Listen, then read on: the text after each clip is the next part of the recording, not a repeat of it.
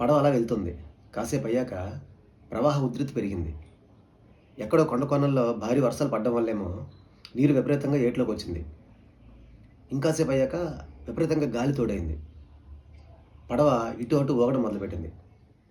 అప్పుడు సత్తయ్య, "స్వామి, నీటి ప్రవాహం బాగా పెరిగింది. గాలి కూడా బాగా వీస్తుంది. కాసేపట్లో ఏమైనా జరగొచ్చు. పడవ తలకిందులవ్వచ్చు" అన్నాడు. అప్పుడు పండితుడికి పై ప్రాణాలు పైనే పోయాయి. "బాబు బాబు, నన్ను ఎలాగైనా రక్షించు" అన్నాడు.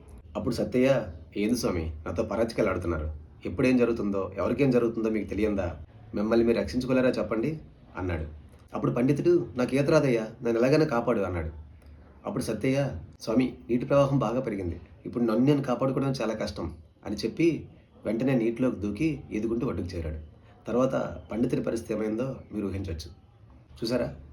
అపారమైన జ్ఞాన సంపదలు ఉన్న వారికి మన సమాజంలో చాలా గౌరవ మర్యాదలు ఉంటాయి.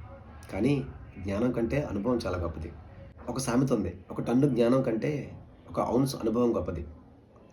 సైకిల్ తొక్కడం ఎలా అనే పుస్తకం చదివే కంటే సైకిల్ తొక్కడం ప్రాక్టీస్ చేస్తేనే సైకిల్ తొక్కడం నేర్చుకోగలం. అలాగే ఈత ఈదడం ఎలా అని 10 పుస్తకాలు చదివినా నీటిలో దిగాల్సిందే, ఈదాల్సిందే. అప్పుడే ఈత మనకు వస్తుంది. ఈ కథ మీకు బాగా నచ్చింది అనుకుంటాను. ఇంకా మరిన్ని మంచి వీడియోలతో మళ్ళీ కలుద్దాం.